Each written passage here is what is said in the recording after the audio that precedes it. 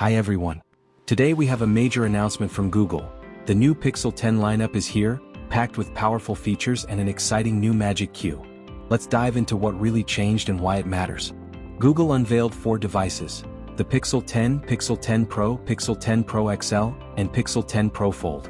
All of them feature the new Tensor G5 chip, optimized for Gemini Nano, which allows most AI features to run directly on the device, not in the cloud.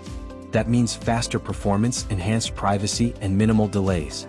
Plus, Google promises 7 years of system and security updates, a serious commitment for the Android ecosystem. The star feature is Magic Q. Imagine chatting in a messenger and your friend asks for your flight number. Magic Q automatically pulls the info from your email and offers a ready-to-send card. Calling the airline? Booking details appear instantly. Discussing dinner plans? Magic Q suggests restaurants, calendar times, and quick actions like booking, navigating, or inviting friends. All this works locally, thanks to Tensor G5 and Gemini Nano, keeping your personal data private. Another big feature is Voice Translate for phone calls. This isn't just subtitles, it translates your speech almost in real time and plays it back in a voice similar to yours. Your conversation partner hears you as if you were speaking their language naturally. Supported languages include English, Spanish, German, Japanese, French, Hindi, Italian, Portuguese, Swedish, Russian, and Indonesian. There's a short pause as the system waits for you to finish a phrase, but everything happens on device, without sending your conversation to the cloud. Camera upgrades are impressive too. The Pixel 10 series introduces Camera Coach, a Gemini-powered photography assistant giving real-time guidance on composition, angles, lighting, and modes.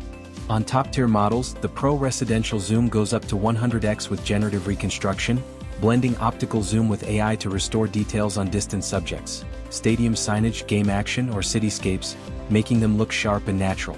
Google also adds transparency with CPA metadata on AI-edited photos, distinguishing creative edits from documentary shots. All models feature bright OLED displays, fast response, energy efficiency, and high refresh rates for smooth interaction. Charging uses the new Qi 2 standard and the Pixel Snap magnetic system, ensuring accessories stick reliably like MagSafe. Water and dust resistance is high, so rain won't be a problem. Memory and frame options are generous, ensuring AI features run without bottlenecks.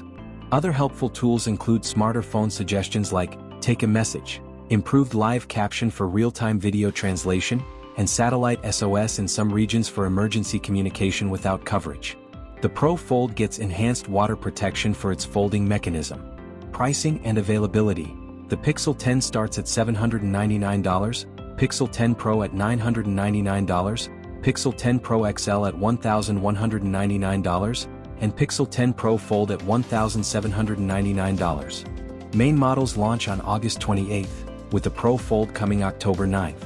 Availability is expanding to new markets, and in the US, Pixels will now use eSIM-only, check carrier compatibility in advance.